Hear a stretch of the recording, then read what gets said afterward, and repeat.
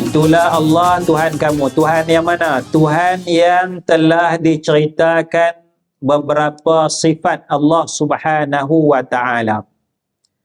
Iaitu sifat Allah Subhanahu wa taala sebagai contoh ayat 95, Faliqul habbi wan nawa. Allah yang apa tu? Faliq tu. Memecahkan memecahkan biji benih dan sebagainya ya. Assalamualaikum warahmatullahi wabarakatuh. Alhamdulillahi rabbil alamin. Allahumma salli ala sayyidina Muhammad wa ala alihi wa sahbihi ajma'in. Subhanaka la ilma lana illa ma 'allamtana innaka antal alimul hakim. Rabbi syrah li sadri wa yassir li amri wahlul 'uqdatam min lisani yafqahu qawli, amma ba'd. Tersambung ayat berapa? 22. 102.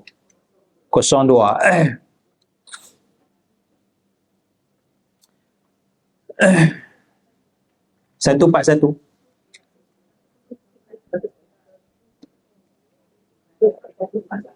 Muka surat Quran tu.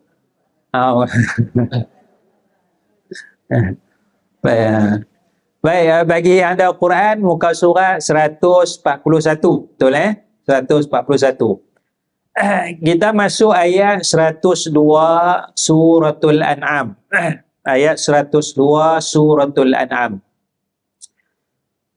Firman Allah Subhanahu wa taala, A'udzubillahi minasyaitonir rajim. Dzalikumullahu rabbukum la ilaha illahu khaliqu kulli syai'in fa'buduh wa huwa ala kulli syai'in wakil.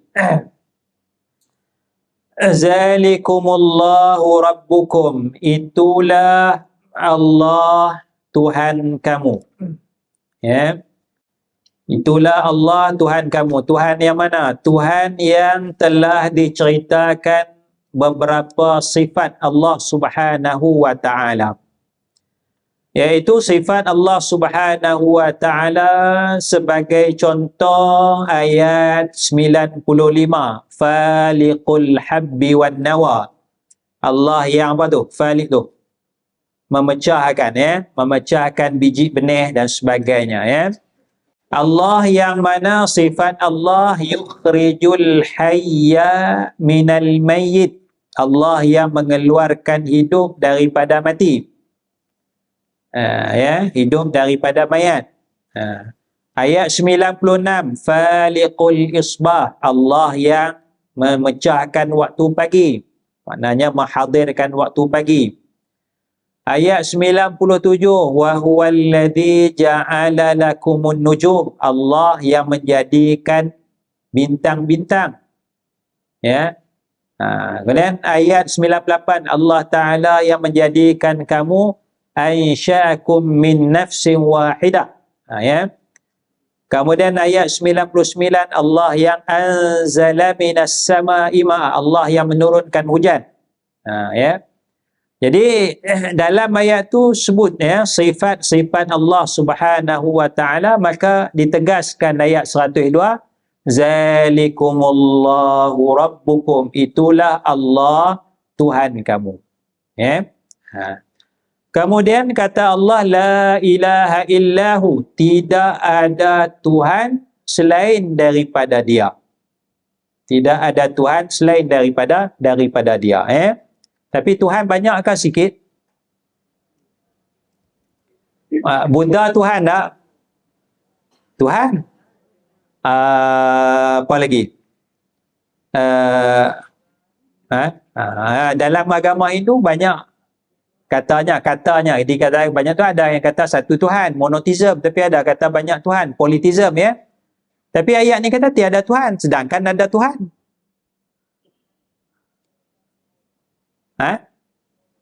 Tiada Tuhan selain Allah, tapi ada Tuhan Buddha, ada Tuhan Siva, ada Tuhan Brahma, ada Tuhan Vishnu. Tapi Allah kata tidak ada Tuhan, sedangkan ada Tuhan.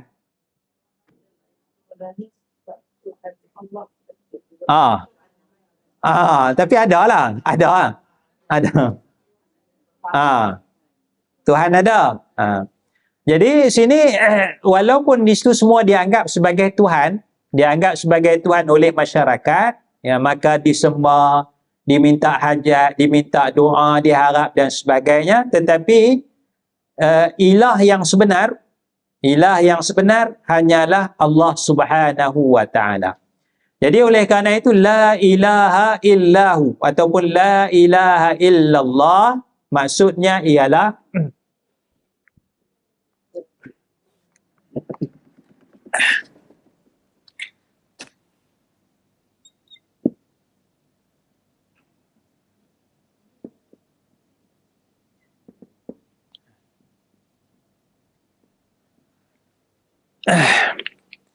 kata-kata la ilaha illallah, tiada Tuhan tu mana? La ma'buda bihaqqin illallah, tiada Tuhan yang disembah dengan sebenar-benarnya. Tiada Tuhan yang disembah dengan sebenar. Banyak yang disembah, tapi yang sebenar-benarnya ialah Allah. Itu maksud la ilaha illahu. La ilaha illallah, tiada Tuhan, tiada yang disembah dengan sebenar-benarnya melainkan Allah Subhanahu wa taala. Jadi kita tengoklah agama tu, Tuhan tu adalah Tuhan-Tuhan tu pada anggapan masing-masing. Yang sebenarnya hanyalah satu sahaja, ya. Jadi bila kita kata la asyhadu an la ilaha illallah, ya, aku bersaksi bahawa tiada Tuhan yang disembah dengan sebenarnya melainkan Allah. Ya, itu maksud la ilaha illahu, tiada Tuhan selain daripada Dia. Dia tu kembali kepada Allah, ya. Baik, dalam setengah amalan dia punya konsep zikir dia ialah, ya, dia naik daripada satu peringkat kepada satu peringkat. Dia naik daripada satu peringkat kepada satu peringkat, ya. Mula-mula dia mungkin sebut ini contoh saja, la ilaha illahu, ya, la ilaha illahu ataupun la ilaha illallahu, ya. Mula-mula sebahagian, ya. Kemudian dia naik kepada satu peringkat Allahu. Kemudian dia naik satu peringkat, dia bunyi hu saja, hu ataupun hu ni. Ya. Dia naik kepada peringkat tersebut, ya. Mula-mula dia sebut penuh la ilaha illallah, la ilaha illallah, la ilaha, kita tahlil tu, ya, kita buat amalan tu, la ilaha illallah, la ilaha illallah. Kalau naik satu peringkat dia Allah, ya Allah, Allah. Naik satu peringkat dia hu saja, hu. Ada peringkat-peringkat, ya. Baik, kalau dia ada dua, ya, sini. Kalau dia hu tu dengan maksud Allah. Maknanya Allah tu dia tak bunyi hu, dia bunyi Allahu. Dia tak bunyi Allah tu, dia bunyi hu je. Dia bunyi Allah tu dia bunyi perlahan. Allah. Allah. Allah tu tak bunyi. Tapi dia sebut. Dia sebut, itu maknanya dia punya hal, dia punya perasaan ketika itu, sebab dia dah banyak sebut. Dia banyak sebut tu, dia potong.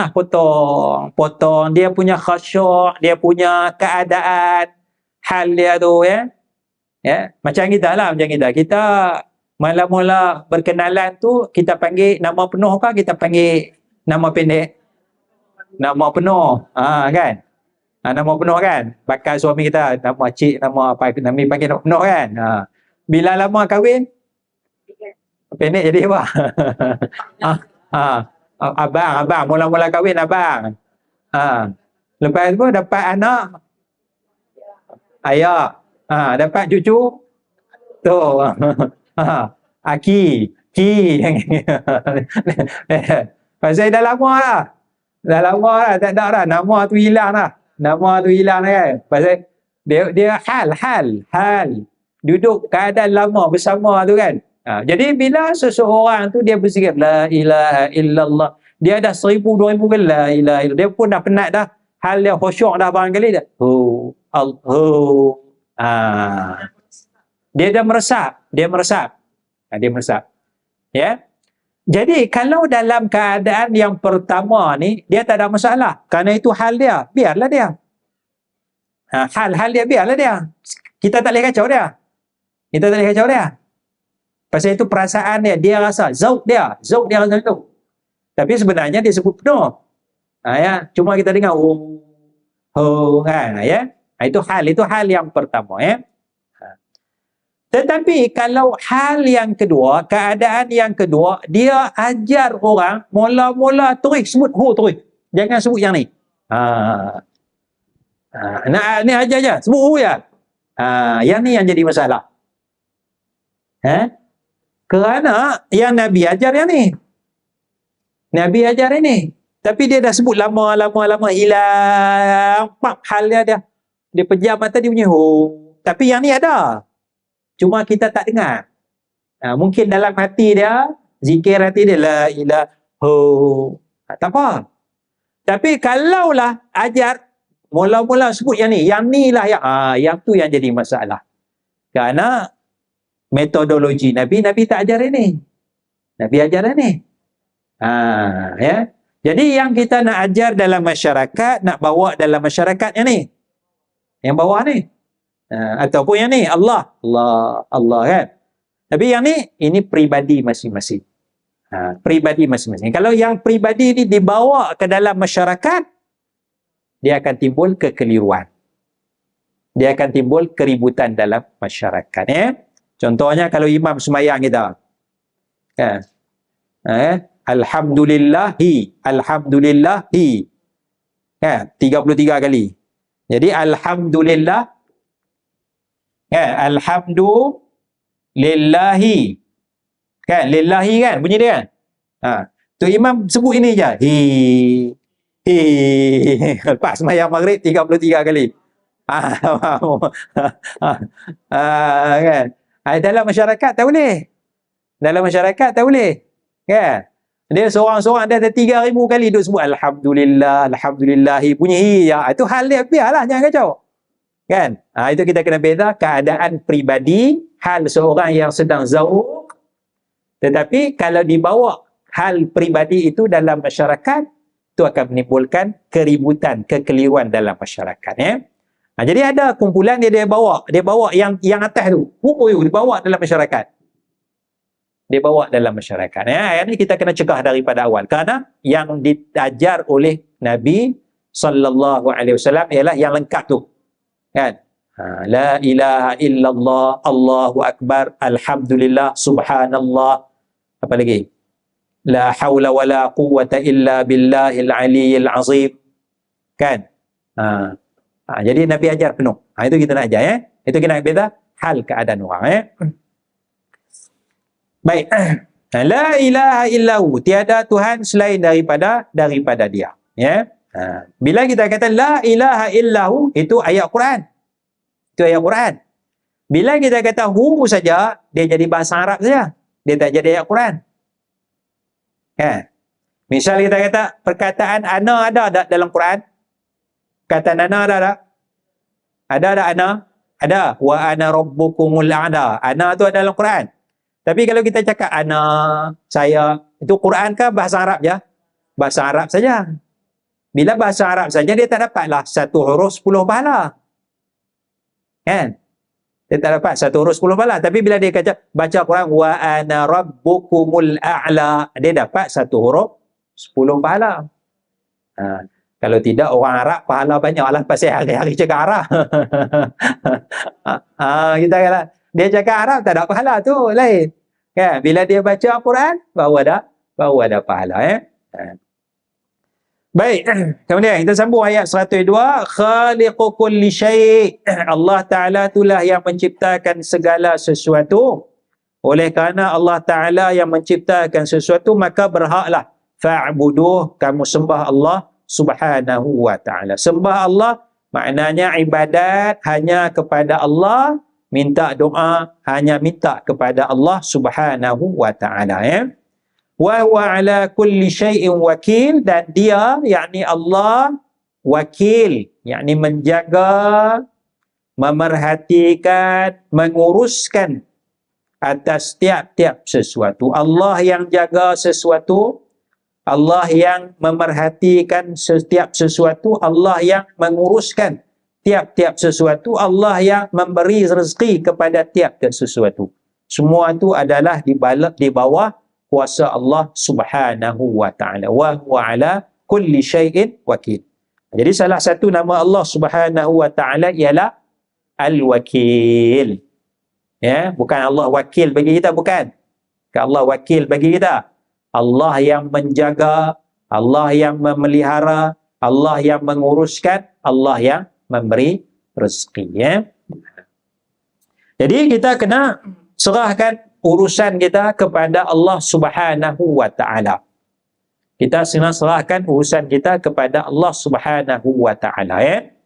Kenapa? Kerana tiap-tiap sesuatu itu sudah ditakdirkan oleh Allah Subhanahu wa Ta'ala. Tiap-tiap sesuatu itu sudah ditakdirkan oleh Allah Subhanahu wa Ta'ala. Dia masuk dalam keadaan qadarullah. Ya, qadarullah. Takdir Allah Subhanahu wa Ta'ala. Ya, serahkan segala sesuatu kepada Allah, kerana Allah yang wakil, yang menguruskan, Allah yang menetapkan. Tetapi kita serahkan kepada Allah itu dari sudut i'tiqad. Dari sudut i'tiqad kita serahkan kepada Allah kerana qadarullah, qadar Allah, ketentuan daripada Allah. Tetapi dalam kehidupan kita, kita kena imbang satu lagi pula, dipanggil sunnatullah. Sunnatullah makna peraturan Allah Subhanahu wa Ta'ala. Sunnatullah. Ya. Qadarullah, ketentuan Allah. Semua Allah Ta'ala dah tentukan. Qadarullah. Tetapi qadarullah itu dari sudut i'tiqad. Dari sudut i'tiqad. Manakala dari sudut kehidupan, gerak kerja kita tertakluk kepada sunnatullah. Peraturan Allah Subhanahu wa Ta'ala. Jadi bila kita dua perkara ni kita seimbangkan, sunnatullah pun kita ada, qadarullah pun kita ada, maka kehidupan kita akan berjalan dengan elok. Kalau kita tak ambil dua-dua ni, kita ambil satu je, ambil sunnatullah je, tak ada qadarullah langsung, ya, kita usaha tapi tak berjaya. Kita usaha tak berjaya, ketika itu kita akan sangat kecewa. Sebab kita tidak ada qadarullah. Kita tidak ada qadarullah. Ya? Kita akan sangat kecewa. Dan boleh jadi bunuh diri. Pasal kita dah usaha macam-macam tapi tak berjaya. Tapi kalau kita dah usaha, bila mana tak berjaya, kita sedar, ini qadarullah, qadar Allah. Kita tak akan kecewa sangat. Itu aja. Ya. Kita usaha lagi, patah balik. Begitu juga kalau kita qadarullah aja, tak ada sunnatullah, serah pada Allah lah. Tak usah langsung. Tak usah langsung. Tak usah langsung. Semua qadarullah ya. Dari satu sudut betul i'tiqad, tapi dia menyalahi sunnatullah. Sunnatullah dia kena mesti usaha. Ya, dia mesti usaha. Katalah dia jual barang, kedai tak buka. Tak apalah, Allah bagi rezeki dah. Kedai tak buka kan. Saya buat apa tak ada ilam tak buka kedai kan. Oh, kawan tanya buka kan? Buka. Betul-betul tak nampak buka. Tak apalah, ikut rezeki Allah Ta'ala. Kacau tu. Itu tak ikut sunnatullah. Jadi kehidupan kita kena ada sunnatullah dengan qadarullah. Jadi wakil tu dia mewakili sunnatullah ke qadarullah? Wakil kan. Wa huwa ala kulli syai'in wakil. Masuk dalam sunnatullah atau qadarullah? Qadarullah. Ya. Itu ketentuan Allah Subhanahu wa taala, ya. Ha. Kemudian ayat 103 suratul An'am. Allah Taala menyatakan la tudrikuhul absar wa huwa yudrikul absar wa huwal latiful khabir. Tidak mendapat tudriku, tidak mendapatnya, mendapat akannya, nya itu Allah, tidak mendapat akannya, akan Allah, al-absaru, oleh penglihatan mata kita lah. Ya. Tidak mendapat akan Allah oleh penglihatan mata. Maknanya dibahaskan oleh para ulama tentang masalah ru'yatullah, melihat Allah Subhanahu wa ta'ala.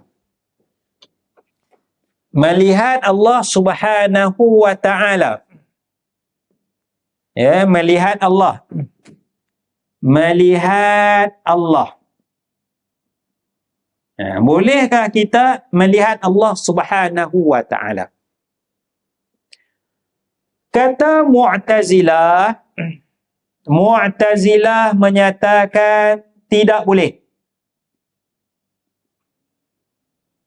Tidak harus di dunia dan di akhirat.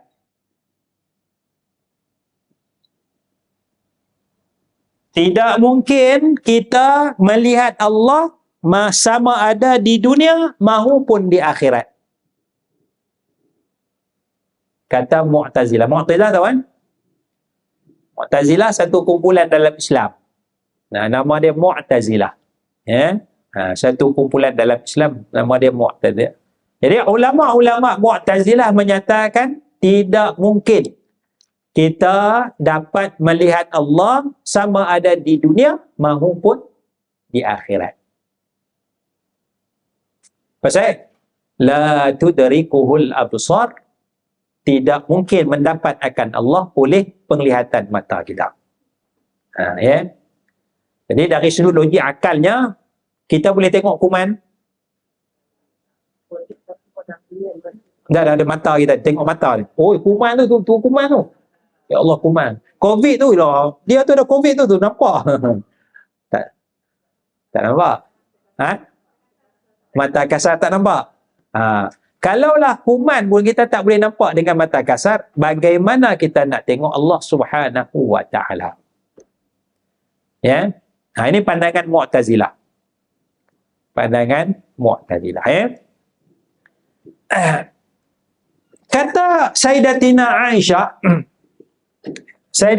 Aisyah radhiyallahu anhu menyatakan bahawa Nabi sallallahu alaihi wasallam tidak melihat Allah. Tidak melihat Allah pada malam Isra' Mi'raj. Isra' Mi'raj tu Nabi tidak melihat Allah. Ni di dunia lah. Di dunia. Pasal kehidupan dunia ni, malam Isra' Mi'raj masih lagi dalam kehidupan dunia. Kata Sayyidatina Aisyah, Nabi Muhammad sallallahu alaihi wasallam tidak melihat Allah. Bahkan diriwayatkan dalam kitab, kata Sayyidatina Aisyah radhiyallahu anha, man za'ama anna Muhammadan ra'a rabbahu. Sesiapa yang berkeyakinan, beriktikad bahawa Nabi Muhammad sallallahu alaihi wasallam melihat Allah Ta'ala, faqad kazaba, maka orang tu telah berbohong. Ini kata isteri Nabi Sayyidatina Aisyah radhiyallahu anha. Kenapa? La tudrikuhul absar. Ayat tu ya. Tetapi Sayyidatina Aisyah tidak menafikan tengok Allah pada hari akhirat. Nampak tak beza dengan Mu'tazilah? Mu'tazilah kata tak boleh tengok di dunia maupun di akhirat. Sayyidatina Aisyah menafikan Nabi Muhammad tengok Allah di dunia. termasuk malam Isra' Mi'raj. Tapi di akhirat berlaku. Di akhirat berlaku kerana Allah menyatakan wujuhun yawma idzin nadhirah ila rabbiha nazirah. Itu satu lagi ayat. Wujuhun yawma idzin nadhirah ila rabbiha nazirah. Ni tengok. Nazirah ni tengok. Kepada Tuhannya melihat. Wajah bercahaya, nadhirah bercahaya, berseri-seri muka pada hari akhirat. Kepada Tuhannya, wajah tu memandang. Wajah orang yang beriman, yang berada dalam syurga akan memandang Allah Subhanahu wa ta'ala. Jadi Sayyidatina Aisyah tidak menafikan tengok Allah pada hari akhirat. Dia cuma menyatakan tidak tengok Allah di dunia ini. Ya. Walau bagaimanapun, sahabat Nabi seorang lagi, Ibnu Abbas radhiyallahu anhu menyatakan Nabi sallallahu alaihi wasallam tengok Allah di dunia. Di akhirat tak ada masalah lah, memang tengoklah. Memang tengok. Ya. Dia beza sikit dengan Sayyidatina Aisyah. Ya, beza sikit dengan Sayyidatina Aisyah. Jadi Nabi tengok ke tak tengok? Tengok dengan mata hati. Itu ikut Ibn Abbas.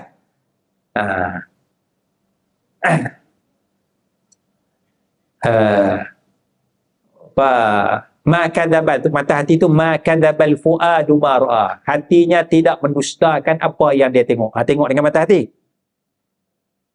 Tapi Sayyidatina Aisyah kata, tengok dengan mata hati itu bukan tengok Allah, tengok malaikat Jibril. Sayyidatina Aisyah jawab balik. Sayyidatina Aisyah jawab, Nabi Muhammad tak tengok Allah. Dengan mata biasa pun tak tengok, dengan mata hati pun tak tengok. Jadi ayat Quran, Nabi tengok tu, Nabi tengok malaikat Jibril. Kata Sayyidatina Aisyah.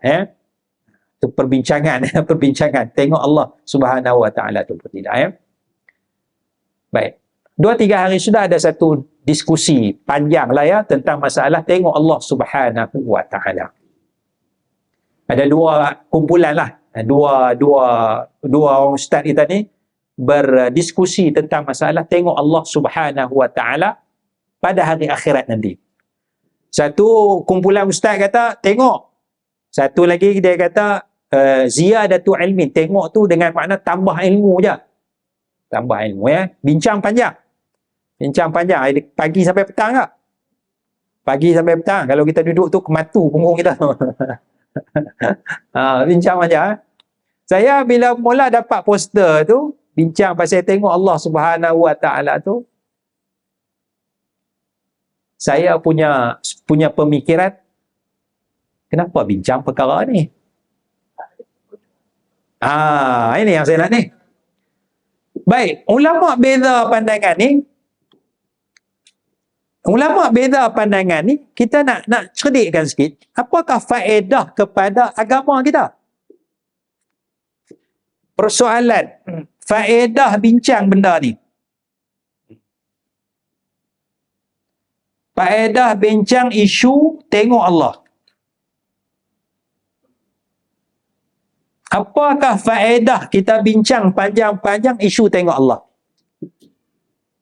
Yang kita bincang ni bukan kita nak bincang tu, kita nak bincang. Kita nak cari solusi dia. Apa faedah yang kita dapat? Kumpulan ni kata tengok Allah sungguh, kumpulan ni kata dia mana tambah ilmu. Contohlah kan. Apa faedah kita dapat? Tambah keyakinan. Dari sudut mana keyakinan kita bertambah? Bila nampak yang disembah, tak ada masalah sebab cerita ni cerita akhirat. Masa tu tak ada masalah dah iman sebab memang confirm dah masuk syurga. Sebab cerita dia masuk syurga boleh tengok Allah. Jadi apa maksud tengok Allah tu? Apa maksud tengok Allah tu? Kan? Jadi adakah perbincangan ini masuk dalam ilmu yang memberi manfaat? Dia ilmu. Tapi adakah dia ilmu yang memberi manfaat? Adakah dia ilmu yang memberi manfaat? Ilman nafi'ah. Sedangkan Nabi doa, Allahumma inni as'aluka ilman nafi'ah. Ya Allah, aku minta kepadamu ilmu yang bermanfaat. Nabi nak macam tu. Ilmu banyak, maklumat banyak, tapi yang manfaat tu. Wallahu a'lam, mungkin bagi orang yang bincang tu, ini ilmu yang bermanfaat. Mungkin kan. Jadi dia bincanglah. Tapi untuk kita ni, awam kita ni, awamul muslimin, majoriti orang Islam ni agak-agak bermanfaat ataupun tidak.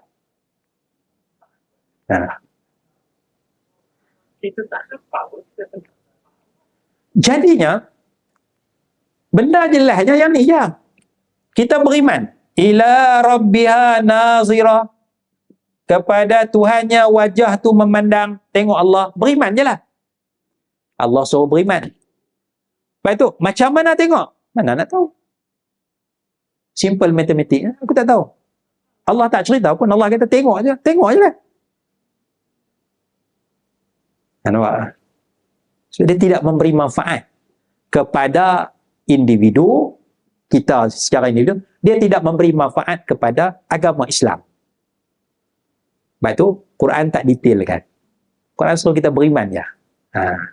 Quran suruh kita beriman. Dia ada benda ya, benda yang dibincangkan itu kadang-kadang tidak memberi manfaat kepada iman, tidak memberi manfaat kepada Islam. Ya, sebab perbincangan ni di kalangan sesama umat Islam. Kan? Sesama umat Islam. Sedangkan benda kita sebut pandangan je. Nabi bin Abbas kata, Nabi tengok Allah di dunia malam Isra Mi'raj. Sayyidatina Aisyah kata tak tengok. Mu'tazilah kata tak tengok dunia akhirat. Kita beriman dengan ayat Quran, dah cukup. Ya. Sebab cerita tengok Allah ni cerita di dunia ke cerita akhirat? Akhirat. Cerita akhirat ni cerita masuk syurga dulu ke cerita tengok dulu? Masuk syurga dulu. Jadi bagi masuk syurga dulu. Baru tengok Allah. Jadi usaha kita yang mana? Sudah nak tengok Allah kan setelah syurga? Yang ni. Kalau duk bincang panjang ni, tak masuk syurga. Duk kata orang ni sesat pasal tak ikut pandangan dia. Kan? Duk menyesatkan orang. Syurga tak masuk, tak tengok Allah. Once kita masuk syurga, terlepas ni. Kerana masuk syurga tu yang utama. Kenal Allah bukan tengok Allah. Kenal Allah. Kenal Allah. Allah lah Tuhan yang sebenar. Allah yang bersifat dengan segala sifat kesempurnaan. Ya. Itu kenal Allah, menyembah Allah, beribadat kepada, bukan tengok Allah. Itu kita. Misal kita pergi kenduri ya. Kita pergi ni, orang panggil makan kenduri. Orang panggil. Jadi tujuan kita pergi kenduri itu, tujuan utama kita untuk makan. Untuk makan.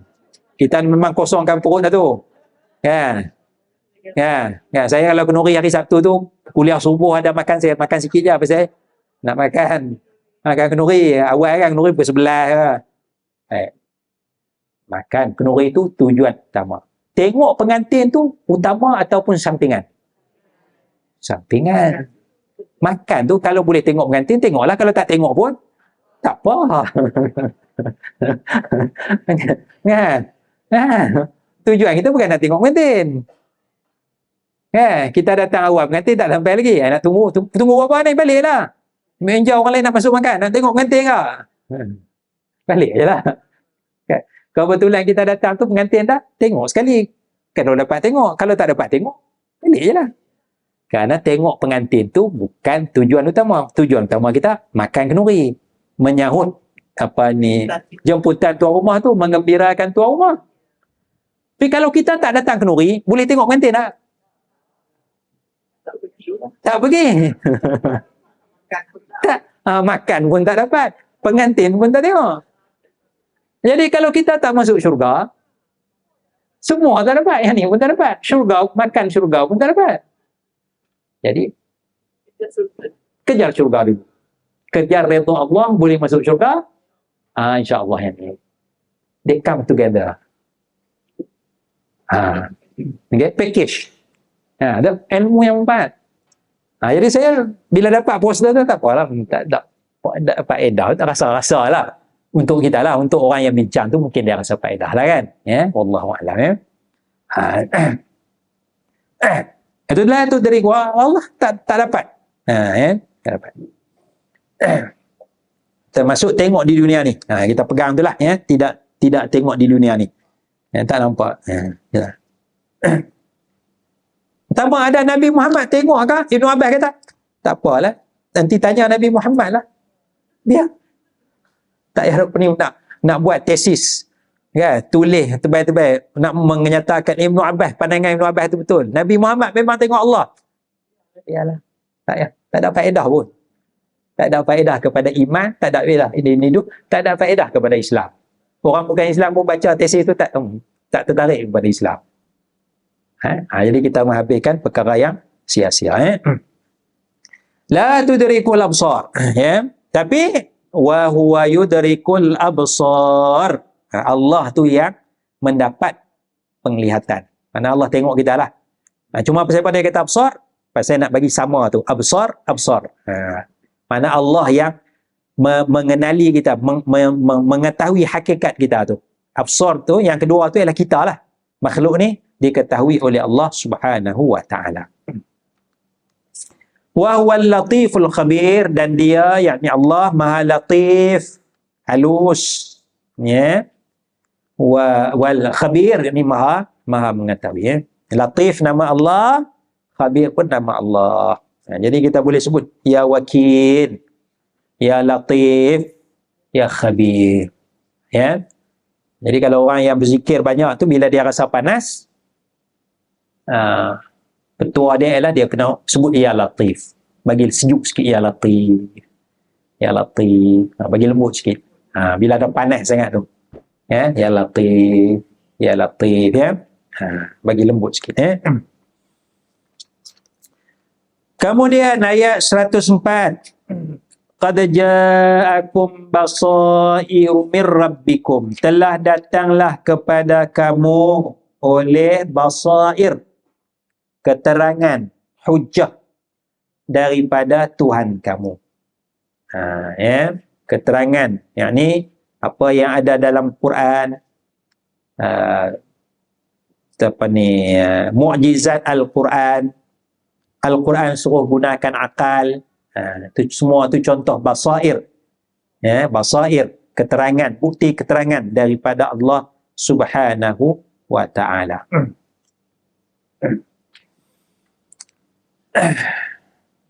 Misal kita baca tanda-tanda sains dalam Al-Quran.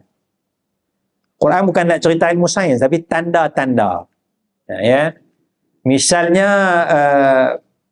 kejadian bayi dalam perut. Sedangkan ilmu perubatan baru saya boleh, kan, baru boleh scan 3D tu, boleh nampak. Tapi Al-Quran dah cerita dah 1400 tahun. Macam mana boleh cerita? Macam mana manusia nama Muhammad boleh cerita benda ni? Dia baca buku mana ni? Tak ada basair, keterangan daripada Allah Subhanahu wa ta'ala. Misalnya dalam Quran, kullama nadijat juluduhum baddalnahum juludan. Tiap-tiap kali masak kulit mereka, kulit ahli neraka, diumpan masuk dalam neraka, kulit dia masak, baddalna, Allah ganti dengan kulit yang baru. Apa sebab Allah ganti kulit baru? Bagi rasa sakit, liyadzuqul adab, supaya mereka rasa sakit. Jadi ganti kulit baru, sebab kulit lama dah habis, dah masak, tak ada lah. Allah ganti kulit baru supaya rasa sakit. Jadi sains membuktikan saraf sakit di mana? Kulit. Saraf sakit di kulit. Jadi Quran dah sebut secara isyarat. Ada basair. Basair, ya, bukti keterangan daripada Allah, ya. Banyak-banyaklah, ya, basair yang ada dalam Quran. Faman absara fali nafsi. Siapa yang tengok, perhati elok-elok, dia ikut kebenaran, fali nafsi, maka dia akan dapat faedah. Manfaat tu balik kepada diri orang yang ikut kebenaran, ya. Wa man 'amiya fa 'alaiha. Siapa yang buta, buta mata hati, tidak mau ikut kebenaran. Dia tahu dah itu kebenaran. Fa'alaiha, maka dia akan patah balik ke atas diri dia, akan diazab oleh Allah Subhanahu wa taala. Jadi orang yang kafir, yang sebenar-benar kafirnya, ini kata tafsiran sebahagian ulama, kafir yang sebenar-benarnya dia tahu kebenaran. Dia tahu kebenaran tapi dia tak mau ikut.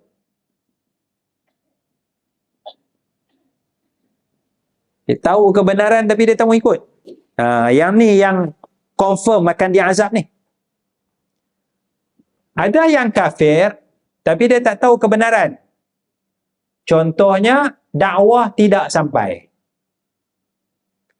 Dia sembah patung sekian, dia tak sembah Allah, dia kafir tak? Dia kafir. Tapi dakwah tak sampai. Kalau dakwah sampai tapi dia tak faham. Contoh dia tak faham bahasa. Pendakwah tu cakap Melayu, dia tak boleh bahasa Melayu. Pendakwah tu cakap Arab, dia tak boleh cakap Arab. Dia cakap bahasa dia lah bahasa asli. Pendakwah tunjuk Allah apa dia? Dia tak tahu. Kan? Dia mati dalam keadaan kafir. Jadi adakah dia akan diazab? Dakwah tu sampai tapi dia tak faham. Itu dibincangkan lagi oleh para ulama. Adakah dia masuk dalam faman absara, dia nampak kebenaran tu, ataupun waman amiya, dia buta, dia tak nampak lagi. Ataupun dia faham tapi dia ni jenis lembab sikit. Lambat nak faham kan. Dakwah sampai seminggu dia tak sempat nak fikir lagi, mati. Dia belum nampak lagi. Dia nak khatam maklumat, nak analisa tu lambat. Adakah dia masuk dalam waman amiyah tu? Itu dibahas. Jadi tak apalah. Yang tu kita serah kepada Allah. Serah kepada Allah. Kerana yang nak hukum nanti ialah Allah, bukan kita. Bukan kita nak kata dia ni neraka ni, aku dah dakwah dia sebulan, aku dakwah dia tak masuk Islam juga ni. Jadi dia tak faham. Dia tak faham. Kan? Jadi baru nak mula faham mati. Jadi kita serah kepada Allah. Jadi jangan kita hukum. Barangkali dia beriman. Dalam hati dia beriman. Cuma dia belum zahirkan keimanan lagi. Itu semua serah pada Allah.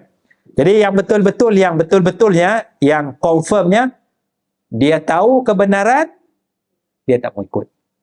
Dia tak mau ikut. Itu yang akan kafir yang sebenar-benar. Kafir yang sebenar.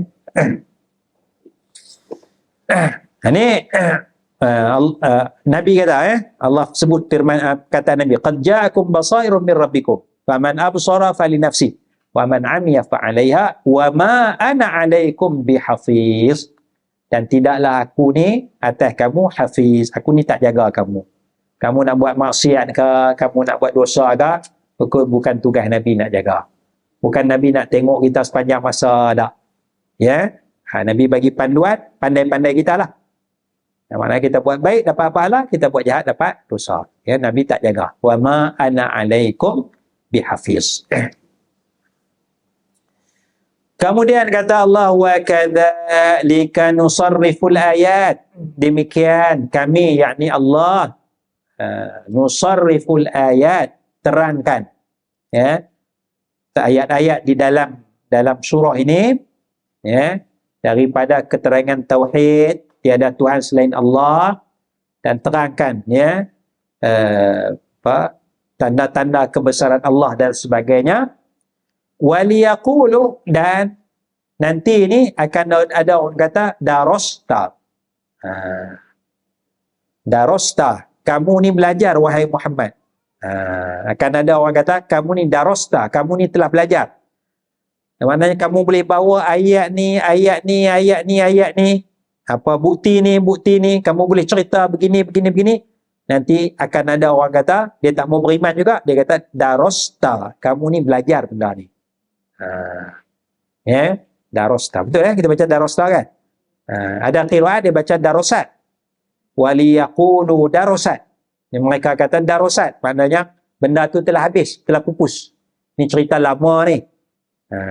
Ada qiraat begitu. Tapi yang kita bacanya ialah waliyaqulu darasta.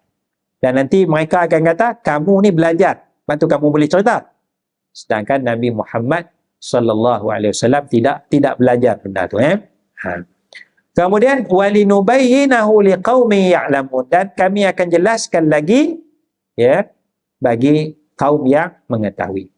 Yang nak cari kebenaran, yang nak tahu, akan dijelaskan oleh Allah. Yang tak mau beriman, yang ingkar, yang sombong takabur, dia akan cari dalih. Dia kata, darasta. Kamu ni belajar. Lepas tu kita minta doa, Allahumma arinal haqqa haqqa warzuqna ittiba'ah wa arinal batila batila warzuqna ijtinabah. Ya Allah, tunjukkanlah kami kebenaran dan rezekikan kami ikut, dan tunjukkan kami kebatilan dan rezekikan kami menjauhi kebatilan. Kemudian ayat 106 kata Allah Subhanahu wa taala, ittabi' ma uhiya ilaika min rabbik. Ikutlah apa yang diwahyukan kepada engkau daripada Tuhan. Yakni ikutlah Al-Quranul Karim. Jadikanlah Quran sebagai panduan. Kerangka kasarnya adalah Al-Quranul Karim. Kerangka kasarnya adalah Quran. Baik, kalau kita tengok dalam Quran, dalam bulan Ramadan, apa yang Allah Ta'ala sebut dalam Al-Quran tentang Ramadan, tentang puasa?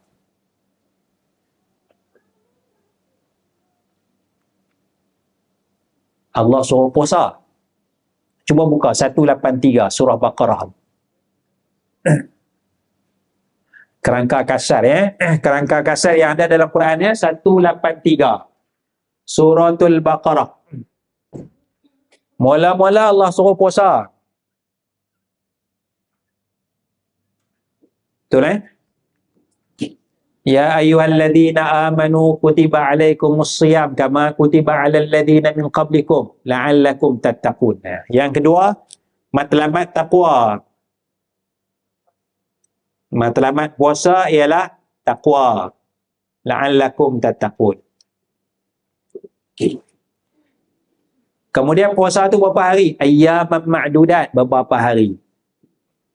Tapi kalau sakit musafir, faman kana minkum maridan aw ala safarin fa iddatun min ayyamin ukhra.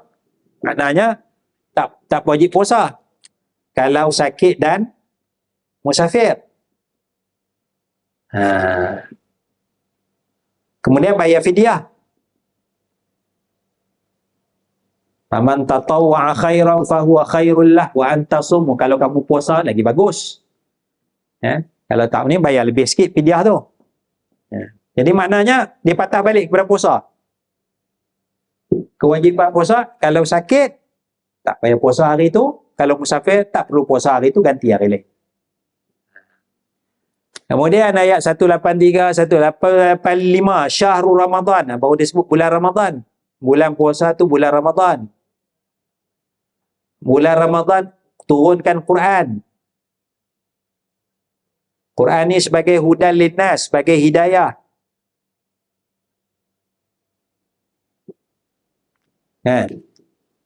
Bayyinatin minal huda wal furqan. Faman syahida minkum asy-syahra. Siapa tengok anak bulan, puasa.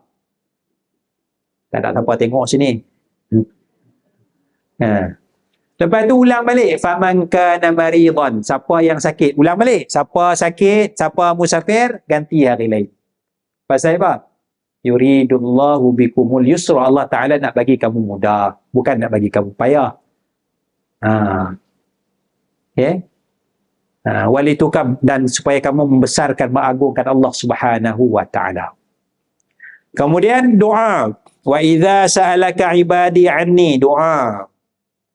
Astajib apa oleh ibadi anni fa inni qarib. Aku ni dekat. Ujibu da'watad da'i idza da'an. Falyastajibu wal yu'minu bi la'allahum yarshudun.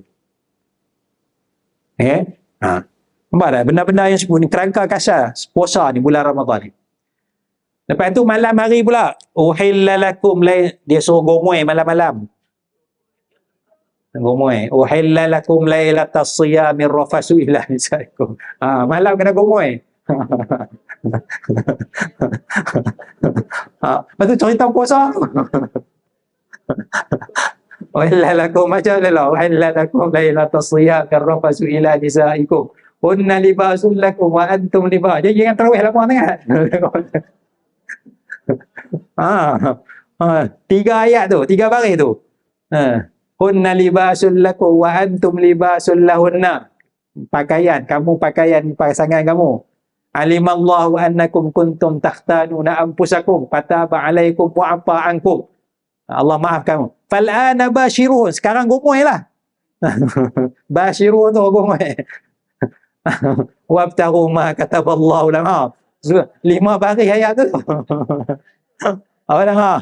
Balik baca 186 surah Baqarah. Allah.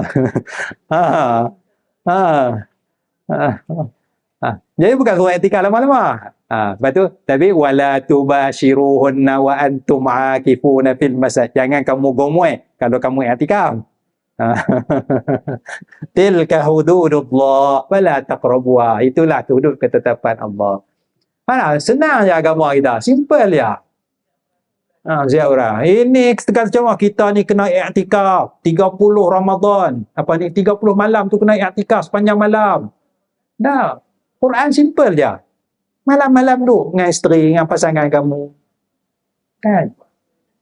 Siang puasa, dia nak suruh puasa je. Simple. Kenapa nak susah-susah kan? Semayang dah semayang, tak puasa pun semayang. Tambah bulan pun semayang sikit. I'tikaf lebih sikit. Tak Ramadan pun i'tikaf. Inilah kemudahan dalam agama Islam. Ya? Kerana apa? Ittabi' ma uhiya ilaika mir rabbik. Ikut apa yang Allah wahyukan. Ya, agama kita tidak menyusahkan kita. Senang kehidupan kita. Ya, senang kehidupan kita. Susah ni pasal kita duk reka. Macam mana nak bagi ibadat, nak jadi ahli ibadat. Baca cerita yang ahli ibadat tu. Hari pertama dia sahur, 10 hari kemudian baru dia buka puasa. Ada cerita tu.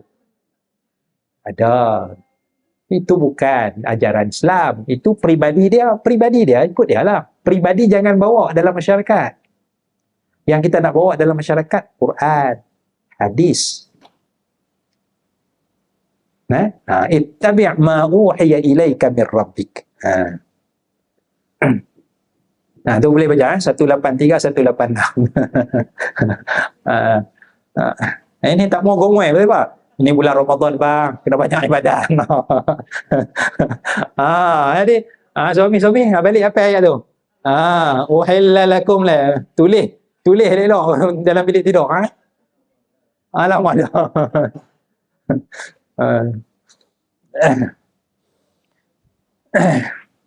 Kemudian kita habiskan la ilaha illa, ulang lagi. Ini yang penting, tiada Tuhan melainkan dia. Jadi bila kita ikut wahyu Allah Subhanahu wa taala, kita akan selamat. Ya. Jadi ada ajaran yang pelik, ada ajaran yang mengarut dan sebagainya. Ya. Saya tengok tak apa nak setuju dengan satu amalan ziarah kubur. Dia ziarah kubur dia hias macam-macam. Sunan apa tu dia? Sunan. Yang baru tu. Hiasan dia lampau-lampau. Ziarah kubur kita nak ambil ingat pada akhirat, kita pergi seorang-seorang, pergi 2 orang, Assalamualaikum ya ahlal kubur. Tu baca Fatihah sikit, ucap qul Allah, ya Allah ampunilah si mati ni, luarkanlah kubur dah. Teringat aku ni nak balik dah. Bukan nak suruh buat perayaan, bukan nak suruh buat apa ni, pesta. Kan?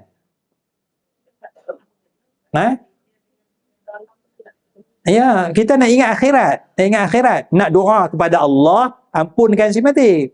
Bukan nak suruh buat hiasan, pesta, berapa banyak kubur yang indah di luar, tapi dalam dia tu ahli dia sedang kena seksa. Kan? Berapa banyak kubur yang terbiar di luar, tapi dalam dia adalah syurga. Kan? Jadi kita tengok Quran tak suruh pun. Quran terus alhaakumut takasur hatta zurtumul maqabir. Kamu dilalaikan oleh harta dunia hingga kamu ziarah kubur, yakni mati. Kan? Jadi ziarah kubur tu nak ingat mati. Pergi seorang-seorang duduk ziarah kubur. Kan? Baca Fatihah, baca Quran sikit, doa kepada Allah, ya Allah aku dah mati dan ni nak masuk kubur. Baru dia ingat pada akhirat. Jadi bila kita buat pesta tu dia jadi seronok, jadi tak ingat pada akhirat. Jadi matlamat suruh ziarah kubur tu tak tercapai. Sedangkan Nabi kata zurul qubura fa innaha tuzakkirukumul akhirah. Ziarahlah kubur kerana ziarah kubur ingat kamu pada akhirat. Nabi malam-malam seorang-seorang Sayyidina Tan Syah cari Nabi mana? Nabi Muhammad tak ada ni di bilik ni, di rumah ni. Kan? Cari, kita bayang rumah Nabi tu, kubur Nabi tu nak pergi Baqi' tu. Berapa jauh tu? 500 meter dah. Kan? Sayyidina Syah jalan malam nak pergi cari. Tengok Nabi berdiri kat Baqi', kubur Baqi', tengah-tengah malam. Kan? Baru ingat. Ziarah tengah malam tu.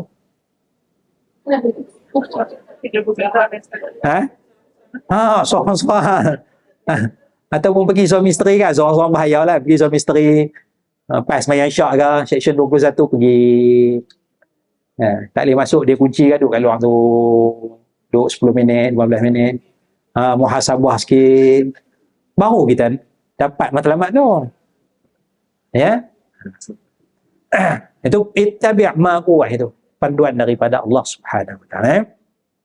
Kemudian akhirnya Allah kata wa a'rid 'anil musyrikin, berpalinglah daripada orang musyrik, ya, orang musyrik yang tak mau menyembah Allah, ya, yang kata Islam agama yang salah dan sebagainya tu, berpalinglah daripada mereka, ya. Baik, kita berhenti setakat tu dulu. Insya-Allah kita akan sambung pada ayat 107.